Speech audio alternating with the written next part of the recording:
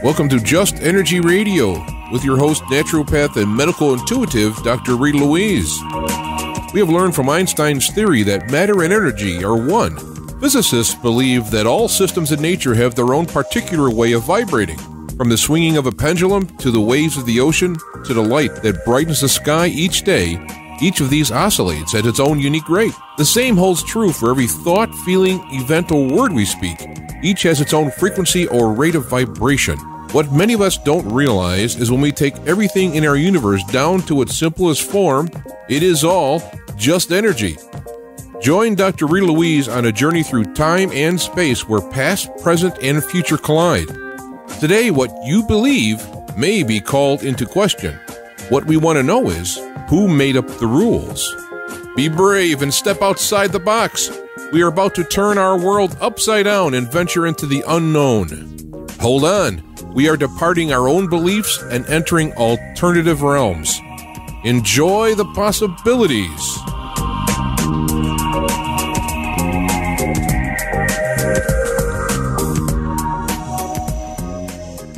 Hello and welcome to Just Energy Radio. I'm your host, Dr. Rita Louise, and thank you all for tuning into the show today. We have a great lineup. In the first hour, we're going to be speaking with Jonathan Gray about secret history and ancient technology. And in the second hour, we're going to have Kenneth Phelan, and we're going to be talking about voodoo, black magic, curses, and psychic attacks. But Just Energy Radio is brought to you by soulhealer.com, where you can find out about all the products and services I offer, including medical intuition evaluations, energy healing, and psychic readings. So if there's stuff going on in your life, you have a health concern, there's issues in your relationships, at work, you're looking for some career guidance or business help, give me a call, send me an email, and we can get you set up for a private consultation by phone, in person, or even via Skype. It's also brought to you by the Institute of Applied Energetics. That's www.appliedenergetics.com, where you can jumpstart your intuition today. And let me think. If you've missed an episode of Just Energy Radio, please do go to a number of different places. You can go to our website, www.justenergyradio.com, and access almost 8 years worth of show archives. You can check out our channel on YouTube. That's Just Energy Radio on YouTube. Or you can come here to the Inception Radio Network and listen to it on the home site. If you go to the webpage, sign up for our weekly newsletter to keep you informed of who's coming up. Or please, if you go to our YouTube channel, subscribe to our channel. No announcements this week, so we're just going to get going. And let me tell you a little bit about Jonathan Gray, and we will get him on the air. International explorer, archaeologist, and author Jonathan Gray has traveled the world to gather data on ancient mysteries. He has penetrated some largely unexplored areas, including parts of the Amazon headwaters. The author has also led expeditions to the bottom of the sea and to remote mountains and desert regions in the world. He lectures internationally. His website is archaeologyanswers.com. So please welcome to Just Energy Radio, Jonathan Gray. Hi, Jonathan. How are you doing? Oh, I'm very, very well, thank you, Rita. It's so good to be with you again. Well, and how are things in the land down under? Because you're in New Zealand, correct? Yes, in the North Island of New Zealand, right by the coast, on a hill looking out toward the sea. And it's springtime, and the trees around us are just proliferating with beautiful blossoms and leaves. It's looking wonderful. Well, that's great. We are just finishing up a very hot summer. I live in Texas. It was very hot, and I'm looking forward to the fall and some cooler temperatures. So we're just kind of on the opposite ends. Yes, that will be nice when it comes. But actually, you appreciate one when you go through the other, and we've been counting the days through winter, and now we're loving the fact that it's over and the temperature's a little bit warmer. I'll bet. Jonathan, let's start here. What got you interested in archaeology and ancient mysteries in the first place? Well, that's an interesting one, Rita. When I was about 10 years old, I read a magazine article about the British explorer Percy Fawcett, who went into the Amazon jungle of South America. He was actually an engineer and surveyor for the government, and in the process of this all, he was in the jungle and he discovered a lost city, well, a city that no one knew about. It was dead, there was no one living in it, it was choked with vines and trees, but it was enormous, huge buildings right in the middle of the jungle. And the only people that he saw were little native people with blowpipes and poison darts. So he went back to Britain and he reported to the British Geographical Society, hoping he could get some backing to have an expedition, but they were not interested. So he eventually went in with his son, and they vanished. They never were seen again. Well, that captured my imagination, and as I grew up, I thought one day I'd like to get into that area and explore for myself. And that happened to be my very first expedition, Rita. Well, that's so. Now that time has passed, is this site someplace that we might be familiar with? It's still way in the jungle. I mean, I never found that place that he spoke about, but I did find other tribes, and these tribes live very primitively with blowpipes and poison darts, and they report that their ancestors lived in great shining cities with huge stone buildings. So there's some connection here, but they only report that their ancestors once did this.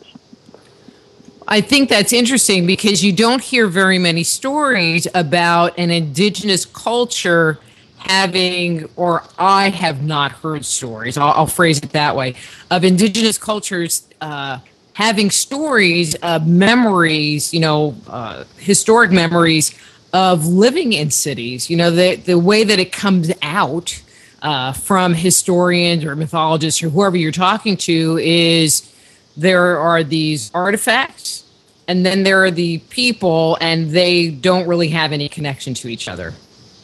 Oh, right. Yes, I know what you mean. Well, if our civilization was destroyed, Dr. Rita, the only things that would survive, our railway lines would become dust in the wind because they would rust away. Our plastic would disappear. Everything that we had made and lived with would be no longer. Just nature destroys these things. The only things that would remain would be tools of stone and buildings of stone. And so there would be archaeologists or anthropologists who might come into this area 1,000 years later and say, oh, these were Stone Age people. Yeah, well, when really, that's all that remained. Well, that's because, it doesn't fit into the timeline. So before we jump in and follow this line of thought further, because I have a lot of questions regarding that, why do you think our history is being hidden from us? Well, I do believe that there's a concerted effort to do this. And the reason is that there's a theory being taught through the universities and through the schools, which has got a stranglehold on the education system in the Western world. And this teaches that man's ancestors were very, very primitive, that we've been evolving slowly, and that the brainiest people alive today are our 21st century scientists, and no one has been like them before. And they're the ones that tell you that, right? Oh, yeah, that's right. And if you bring up information that disproves that, immediately there's a clamp upon it. Artifacts get dumped in the sea. I can give evidence of that by a respected scientific organisation. Scientists get fired. There's a scientific discovery made this year, 2 years ago, and the scientist who made it was fired this year because he made it. And this kind of thing is going on all over the world, Rita. I find that hard to believe now. I have heard, from a number of people that artifacts have been picked up. I'm going to say that very kindly, picked up for further analysis by the Smithsonian, never to be seen again. But I have never heard that they have been dumped into the sea or intentionally eliminated. Oh, well, let me tell you something about that dumping into the sea. The hallowed Smithsonian Institution do continue, as you mentioned, to suppress evidence for advanced American cultures, for example, and for ancient voyages to various cultures in North America, evidence for giant people in the past, and so on. And their Board of Regents refuses to open up its meetings to the news media and the public. So we might ask why. Now, I did report in one of my newsletters some time ago, which a free person who comes to my website can just enroll and get the free newsletters once a week. I reported about the Smithsonian loading an embarrassing archaeological cache of artifacts that it had onto a boat and then dumping them in the Caribbean Sea.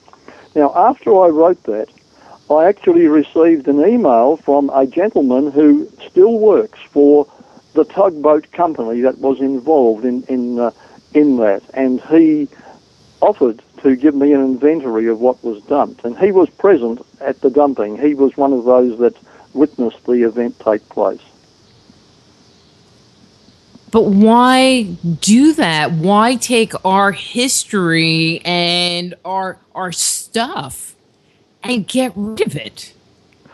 Well, the thing is, it's a threat. A man spends his whole life teaching what he was taught, which is the theory of a past that's like the apes. And then he doesn't like someone coming along and showing that he's wrong, because first of all, his reputation is at stake after what he's been teaching. It's very hard for a man to publicly teach something and then admit that he was wrong. Not only that, but grants are withdrawn from scientists who will admit such things. They might even lose their position at the university. And I do notice that WorldNet Daily reported on this happening this year. This man had found soft tissue attached to a dinosaur skeleton. Get out of town. I beg your pardon? I said get out of town. Oh, yes. Really? Now, this man was a published scientist of over 30 years' experience. And what he found would be the envy of most professional scientists and the pride of any university, except for two problems. The scientist is a Christian, point one. Point two, what he found was inconvenient truth for the evolution theory. Now, this man was Dr. Mark Armitage. He was teaching at California State University, Northridge. And there's no need to withhold this because it's shortly going to court, I understand. The legal counsel is taking the people that sacked him into... they're suing him. Yet he was well described as tops. They called him tops. They said he has patience, great expertise, practices great care. These were his peers at the same university until this discovery came. And the soft tissue attached to a skeleton would have decayed if the skeleton was millions of years old. That's the problem. But soft tissue cannot last more than just a few thousand years. Oh, see, I thought, okay, so this is where my mind went. I thought that maybe it was preserved because it was in a icy, like the mammoths were in ice, and so the soft tissue did survive. Actually, the dig was at Hell Creek Formation in Montana. Okay, not so cold. Not so cold, no. Well, when they, and I'm not sure how much information you have about this, but when they looked at where it showed up in the substrate, I mean, was it buried deep or was it fairly close to the surface? It wasn't too deep because it was a digging that was made from the surface. And it was when he later examined the specimen under a high-powered microscope at California State University, Northridge, that he discovered the soft tissue. And that discovery stunned the members of the scientific community because it indicates that dinosaurs roamed the earth only thousands of years in the past and not became extinct 60 million years ago. I mean, even skipping that whole timeline conundrum, I can't imagine why you would get rid of the tissue when there's the possibility of getting a string of DNA and finding out, were they warm-blooded or cold-blooded? I mean, there's this whole list of answers you would get from soft tissue to dispose of it. You're so right. I mean, that's what I would want to do, get at the truth and discover more about this specimen. Skip... sometimes they make these decisions that make absolutely no sense to the bigger picture of life on Earth. You're so like right. That. Yes. Wow. And an attempt to silence scientific speech at a public university, now, in my opinion, that's very alarming. Well, but what seems interesting to me is that there is so much emphasis placed on not disturbing the timeline. Do you know where I'm going with that? Oh yes, I do. Because the evolution theory does say that it would take millions of years for small changes to become big changes, and of course, if all these things were around as recently as a few thousand years ago, it means that the long ages that are attributed to everything are not necessary. In other words, it's not essential to believe such a theory if there is an alternative. Mm-hmm. But then there's some of the other work that actually, I was going to save this question for later because we're going to be talking about a number of different sites that you have done research on or explored and anomalies that you've uncovered. In the material that I was looking at, even in your material, you seem to kind of go with conventional timelines. Or is that what you just put out for public? I don't accept the conventional timeline of millions of years any longer. No, I don't. The evidence is coming in pretty strong now that everything can be explained in terms of shorter history, whether it be the age of deserts, the age of trees, the age of coal, whatever. It can all be attributed to events in historical times. And there's good evidence supporting each aspect of it now. But wouldn't that support a kind of a creationist? Well, I guess that's the problem. That's the problem. You have two theories that are competing in the world today. There's the evolutionary theory and the creationist theory. Well, but then there's the ancient alien theory. Yes, it requires millions of years because it could not even sound plausible if there were not millions of years involved. And that's the reason for the long time scenario. The evolution theory demands it. The creation theory doesn't demand it. And if anything tends to undermine the long ages, it's looked upon as dangerous, and anyone associated with it is in danger of losing his career. But then how do you explain, fossil evidence that is uncovered around the world? Oh, by disaster, not by slow accumulation. For example, around the world in coal mines, in a lot of the strata, you'll find each strata supposedly reckoned to be millions of years old, each layer, one on top of another. You'll find tree trunks, and thousands of tree trunks are found in different parts of the world. All through the strata, one tree trunk might go through 40 layers. Mm-hmm. Each layer is supposed to be millions of years. Well, my question would be, how on earth did the tree survive so long waiting to get buried?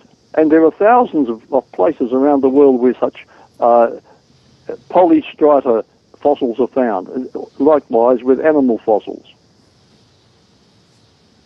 All right, I'm making a little note. I'm going to have to do some research. Now you got my brain going there, Jonathan. I love it. I love it. Well, it's fascinating to me too. Well, the statement you just made, how do I want to phrase this? I mean, I have seen the trees, but I've never asked myself the question about how could it be through so much strata? And if that really is the case, as you're saying, then it's just like a logical conclusion that nobody wants to reach. You've hit the nail on the head, Rita. All right. You've said something that sums up the conundrums faced by thousands of scientists today. How can they explain it? You know, but I've heard the same kind of thing coming from people who have dated things that are much too early in time, or they're found in, you know, like Michael Cremo's work, where they found the gold chain in a piece of coal, or a hammer in some kind of rock that, you know, was dated to being millions of years old. I mean, it sounds like there also is evidence of something going on here much, much earlier than 6,000 BC. Well, let's look at it this way. Either the objects are older than they should be, or the coal and the layers are younger than they should be. Okay. Now, if you have man-made artifacts, such as those ones Michael Cremo mentions, and they do exist, there's no question about that. The interpretation made by some people is that because they're found in coal, for example, which is supposed to be 100 million years old, just to take a figure out of the air, therefore the objects must be 100 million years old because they're in coal that's 100 million years old.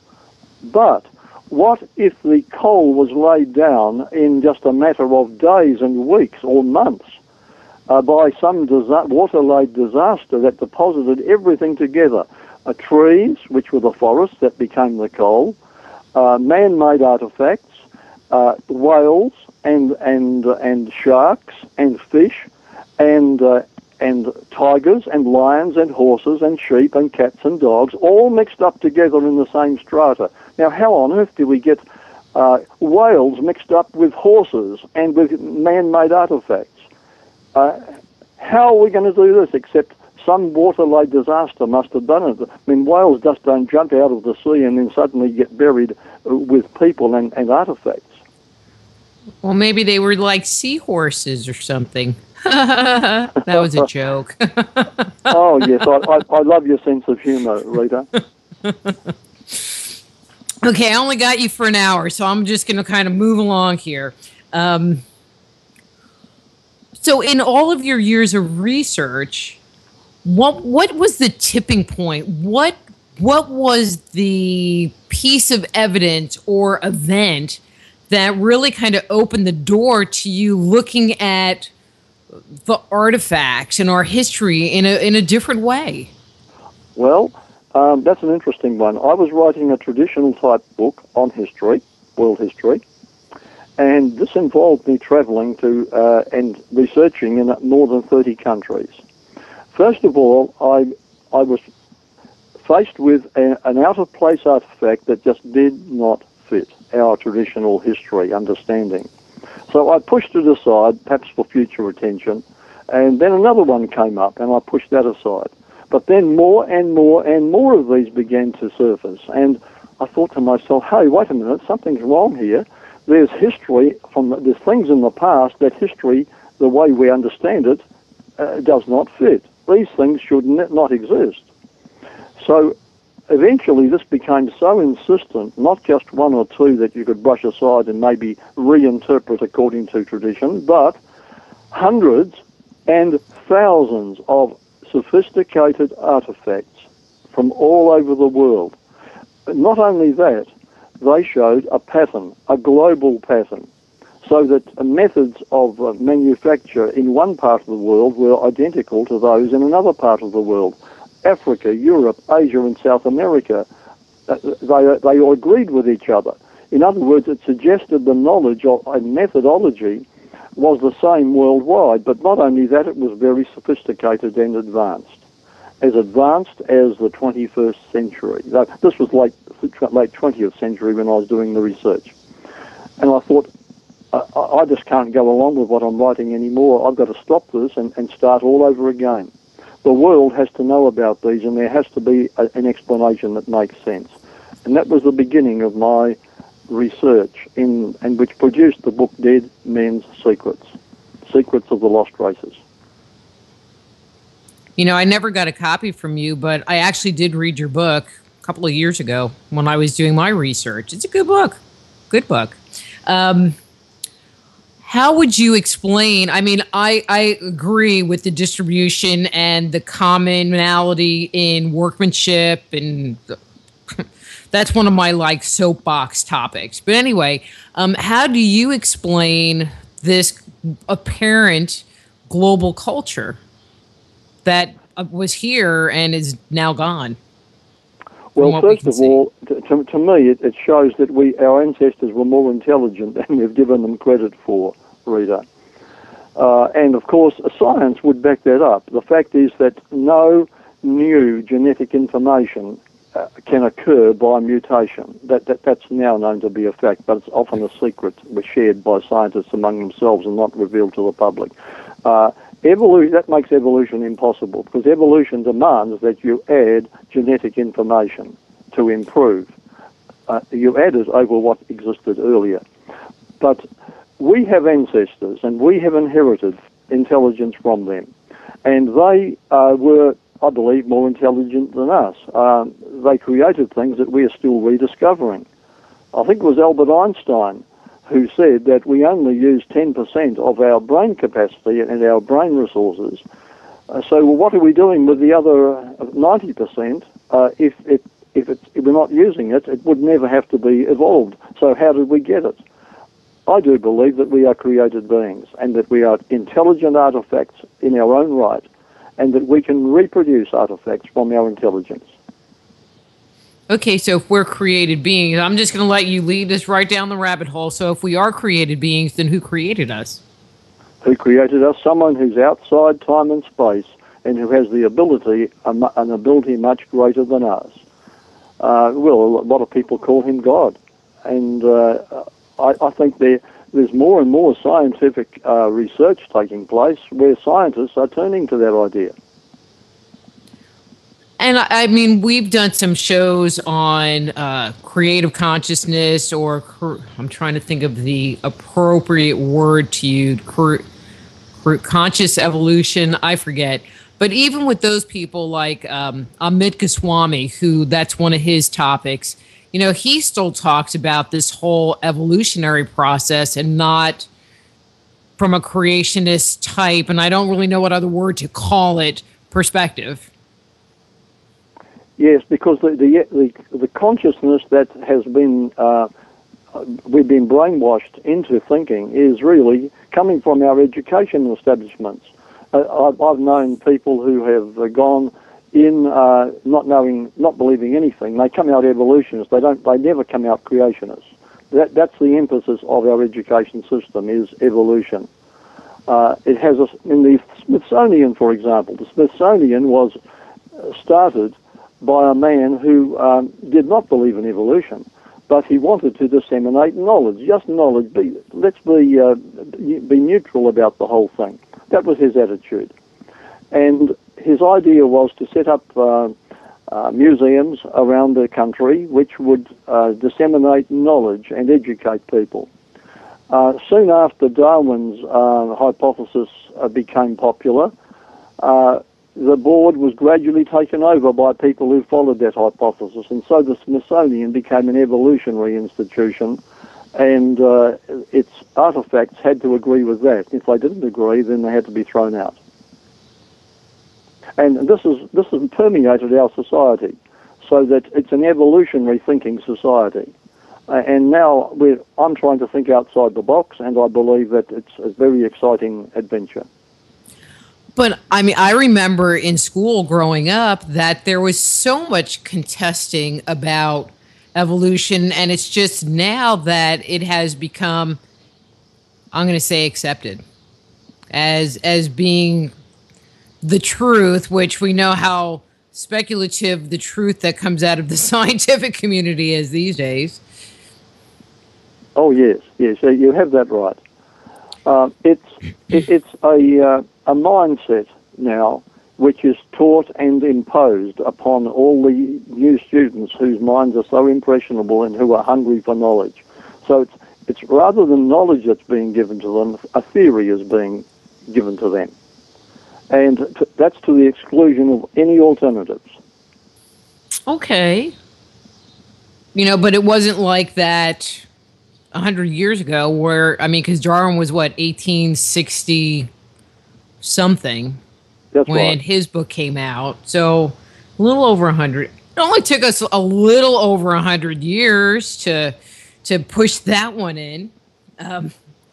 Yes, it does take time for anything to become accepted. Of course, you have the medieval religions were pushing a lot of unscientific nonsense, and that was not based upon any biblical support, but upon man's ignorance.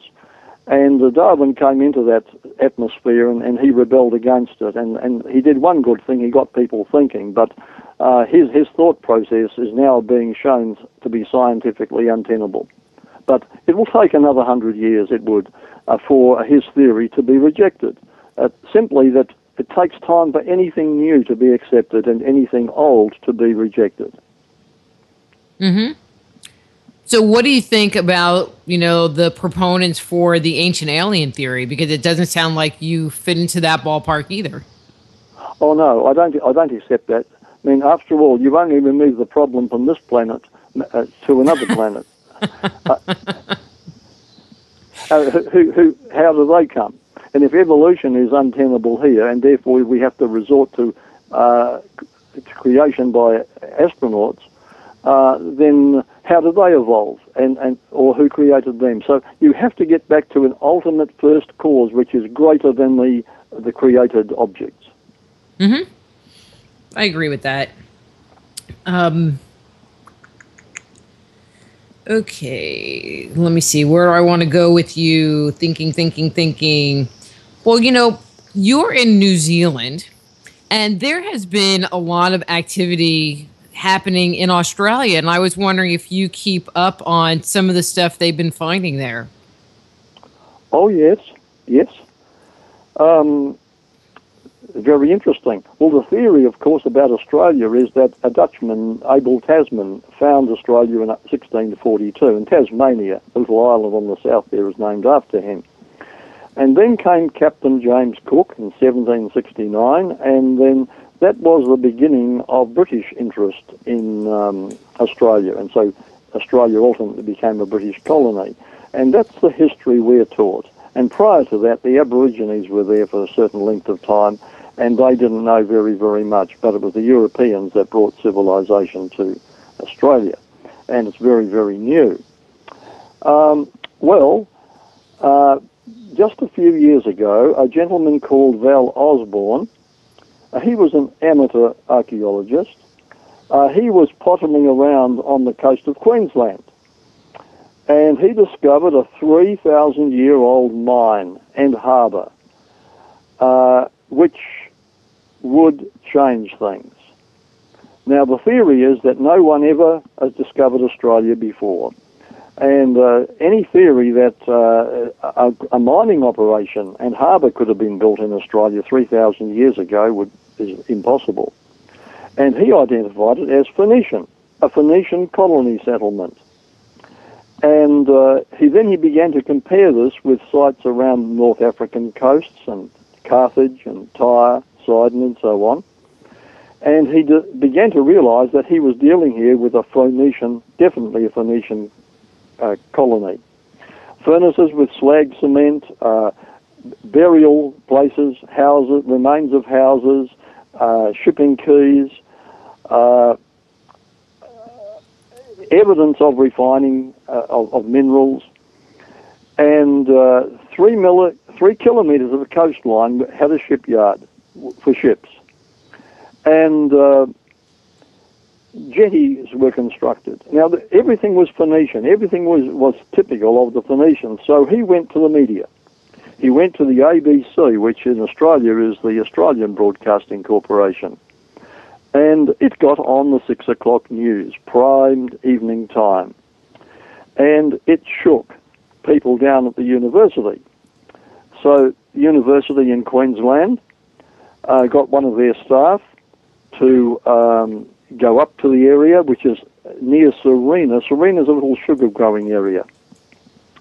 And their instruction to this person that they sent up was to, they'd give him a $10,000 grant, and they'd give him 5 days to go up there and do his survey, and then his conclusion had to be that there was nothing there. That's what they instructed him.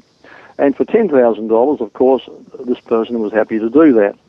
He went on air soon after that onto the ABC, and he reported that nothing was there. And he was told, the audience, the Australian audience was told that he was an archaeologist from this Queensland University. Well, in truth, he was an art history teacher. Okay. And he gave his considered archaeological opinion that nothing was there. And so the ABC dropped this discoverer, Val Osborne, like a hot cake and wanted no more to do with him. And so he was looked upon as what shall we call him, a charlatan. But the local area councils, local government, requested that he give them a report. And he did so. And a copy was sent to the Central Queensland University as well. So it was politics that killed the story, but the local council government area acknowledged it as being genuine, because after all, they're living with it right under their noses. So it's an interesting turn of events. A man describes and shows what he's found. The university goes up, bribes somebody else to say that he's a charlatan, and so he loses favour publicly. And I think that there are a number of researchers like yourself and myself. I mean, I don't do field work, anyway, that are making finds and reporting on their finds, or doing, getting funding to support their own work, to not have to go to universities so that the material doesn't get taken away from them. Oh, yes. Yes, Rita. The interesting thing is that if you're linked to a university, it's a struggle. You have to feed your family still. You have to guard your reputation of what you've been teaching publicly to everyone. It's a hard decision to make. But if you're not dependent upon those outside sources of income or reputation, then you don't have the fear. And to me, truth is more important, and I don't fear. I publish my own books and DVDs, and that's what finances my operations, and that does very well, because people want to know the truth, and I don't fear going on air like this, because I know that no one can successfully challenge the finds because they're there. Well, and there are just too many for them to cover them all up. Oh, yes, too many to be covered up. And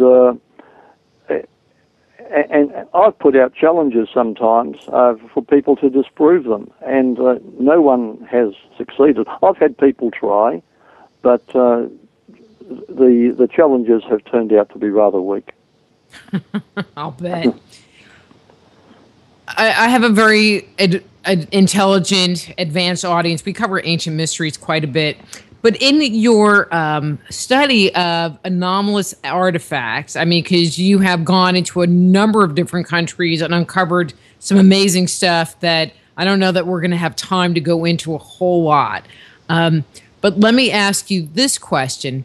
If you were to pick one country, and maybe not Egypt, okay? If it's Egypt, you can say it, but then move on to the next one, that has the largest collection or the most anomalous artifacts, what would that be?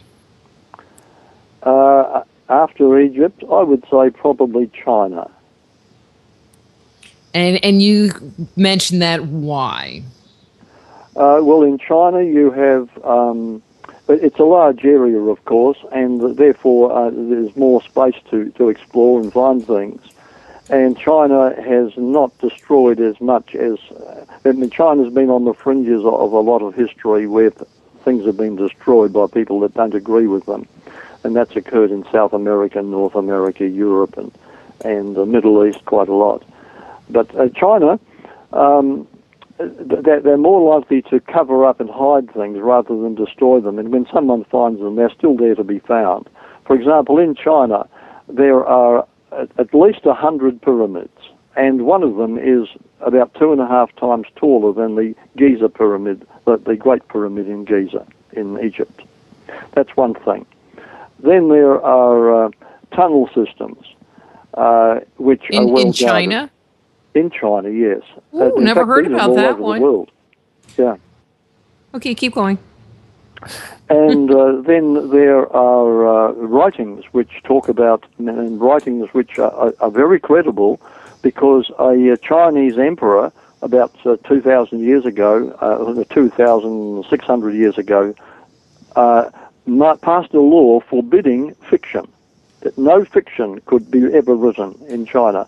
If somebody wanted to write a book or write a report, it had to be fact. Well, that was a very honourable law, and so Chinese writers were very careful not to write fiction, otherwise they would lose their heads. And so Chinese writings are about as good evidence as you can get as far as artifacts are concerned, because they talk about artifacts that existed at the time when they were written. And they talk about events that took place when they were witnesses to those events. And one of these was moon trips between the Earth and the Moon. So here we have a mind-blowing record, and we didn't know about this until Richard Nixon, your president, went across to China, or his envoys went to China, and there was an exchange, a cultural exchange between China and the United States, which produced some interesting documents relating to Chinese history and what the Chinese did in the past. I find that quite fascinating. Well, one of the things that I find really interesting about China is there are the pyramids, and there's that one colossal pyramid that the first emperor is buried in. It's supposed to have a mercury sea and all kinds of stuff, they think. But what makes me laugh is they think, well, if we put a couple of trees on the sides, no one would notice them. Yes, that's right. Very interesting how civilized people of more modern times try to cover up the evidence of civilizations in the past. Do you have any understanding why they are doing that, or why they won't let people go and excavate? I mean, because wasn't it around that same pyramid that they found the clay army? I can't remember what they're called. Yes, that's right. A German archaeologist came to live in China, and after several years living in the province of Sian in the northwest of China, Shanxi province near the city of Sian, he'd built up trust with the local population, and some of them took him out to see some of these pyramids, which you'll never find tourists are ever taken to see. And he climbed one of them, and from there he took photographs, and on the horizon from that one pyramid he could see 4 or 5 other pyramids. Well, eventually he discovered that there were not just a few, but more than 100, and the Marco Polo Silk Route went straight through them. The travel that Marco Polo went through this area. So he thought, it's time I went to Beijing and faced the authorities. Why are these not publicized? Why are the people outside China not allowed to see them? Well, they sat down and had a talk, and their reason was they don't exist. So he quickly opened his briefcase and his inside pocket, and he brought out some photographs. He said, "Well, gentlemen, what are these?" And then these learned gentlemen said to him, "Well, yes, we know about them, but the rest of the world is not as clean thinking as us, and we don't want them to be contaminated because the world is not used to, the world is not ready, not spiritually ready to accept this ancient knowledge." And that's the answer they gave him. But first of all, they tried to deny that they existed. Okay. So would it be the ancient knowledge that at one point in time we were able to go to the moon and that we had this advanced technology, et cetera, et cetera, et cetera? Well, yes, it did exist, but I'm sure I didn't get your question there, Rita. Well, I mean, they're protecting the people because they wouldn't be able to handle, finding out the truth. But what truth? That we had this technology in our past that we've lost, that we've gone to the moon, that we've done all of this stuff that we see coming out of the mythological record or historical record. I mean, that truth? Well, that's truth. It is truth. And but is that what they're hiding from them? Because they can't, yes. They can't handle it? I think that governments sometimes become very, very arrogant, and I think that we must keep this, whatever it is, from the people. It must become a state secret. And this is happening in all countries, that what is supposed to be a state secret is not a state secret, but it's covered up because men in authority don't want the public to know. And I guess some of them have other reasons. Like in New Zealand, an archaeologist, Dr. Noel Hillier, he's actually curator of the Dargaville Maritime Museum, which is the north part of the island I'm living on. And he went up with some people into the Waipua forest, and there he discovered hundreds and hundreds of constructions which showed evidence of Celtic settlement in New Zealand in the past. Now, between you and me, and I guess others who are listening right now, there are land claims going on by the Maori people in New Zealand. The Maoris claim that they are the first settlers in New Zealand, and they arrived about 1,000 years ago at first, and then they were followed by a bigger migration 600 years ago. And they're making claims against the territories that the Europeans have settled, and there's a lot of money involved in this because they say we were the first people and you took our land. To bring out evidence like this, of course, could be a threat to such a claim. So when these men came back to their cars on the edge of the forest, there was a note under the windscreen saying, "You are warned, get out, don't come back, or you may not survive your next visit." Well, meanwhile, he reported back to the government. The government was told that these were up there.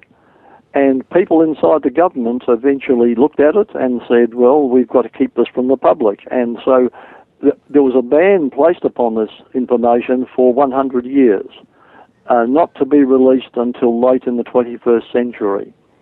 That ban was challenged by lawyers eventually, and now the ban has been lifted. But the government imposed the ban because there were pressure groups saying that this must not be allowed to come through. That was because of land claims and millions of dollars at stake. So there's various reasons why such things happen, I guess.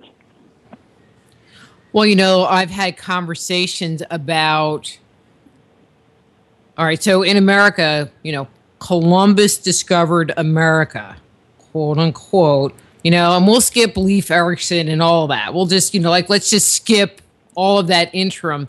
And there is the whole thing about, well, if they say that Columbus didn't discover America, then it would open the door for the native people to turn around and do the exact same thing and demand land claims.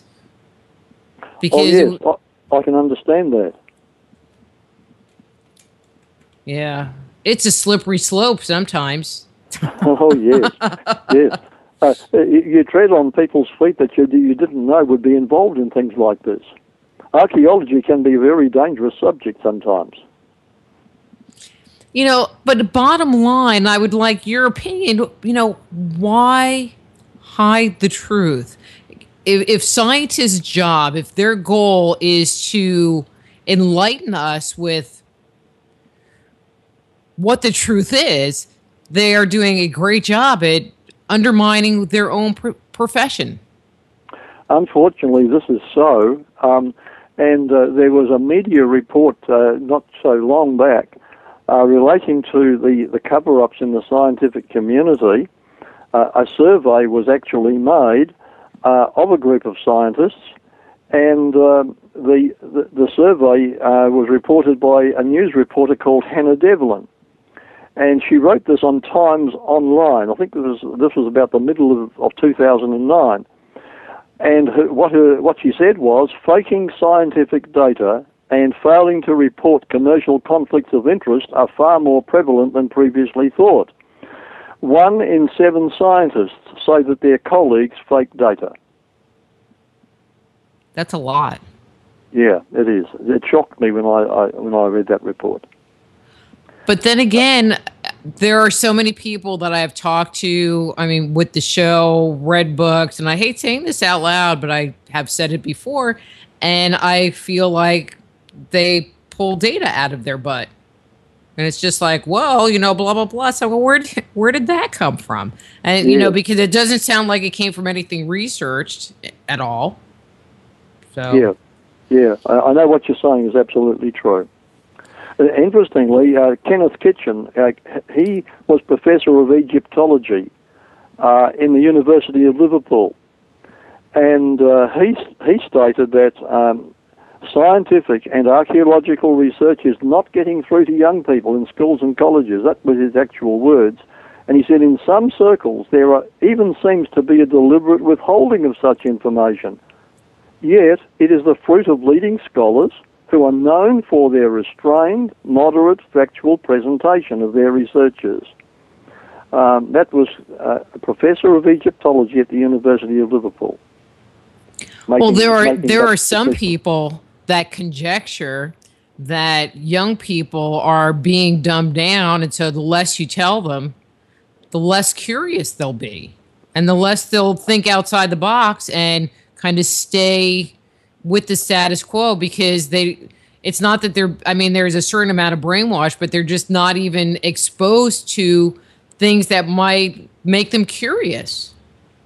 And therefore they're easier to manage and easier to control. If you're in charge of society, or you want to be in charge, it's easier to dumb down the population and easier to rule them if they're dumbed down. Yeah, that's true. That's scary. That is scary, scary, scary. So I'm looking at the clock. Oh, go ahead. Sorry. So there's lots of reasons why cover-ups exist. I wish you could be on for both hours, because this is just going really good. And I actually got through quite a few questions. So what do you have coming up? We have about 3 minutes before we're done. I don't really want to go hitting a new topic. What do you have coming up? Are you off on another adventure somewhere? Oh, not immediately, but we're thinking of one in the near future, and that is some giants on an island north of Fiji, 500 miles north of Fiji, a little island called Rotuma. And there's huge graves which contain the skeletons of 12-foot people. We want to do some research up that way soon. So will you get to do any kind of excavation there? We hope so. We have to get permission from the Council of Chiefs. See, and it's like, I feel so bad saying this out loud, but it's like, part of me wants to say, well, if you do, put one of their teeth in your pocket so that it won't disappear, because it'll be in your pocket. But, oh, yeah. You know what I'm saying? Yes, I sure do. I was just thinking about that today, how cool it would be if one of these giant skeletons did emerge and we could do some DNA testing on them, finally. That'd be wonderful. That'd be exciting. That would be exciting. So I guess you believe that giants did walk the earth at one point in time. Oh, yes. Everything was much bigger. Trees 1,000 feet tall have been found in coal mines. remains of animals that were much bigger than the same kind of animals today. Man was bigger. Everything seemed to be bigger in the past. Mm-hmm. Well, our time is up, and it has been a pleasure having you on the show, and I wish we had more time to get into a little more depth into some of this stuff, but thank you. Thank you, Dr. Ruth. It's been a privilege and a pleasure. Appreciate being on your show. Oh, you're welcome. You have a great evening. Thank you. That's Bye. Jonathan Gray. His website is archaeologyanswers.com. And we will be back with Knez Phelan after these words from our sponsors.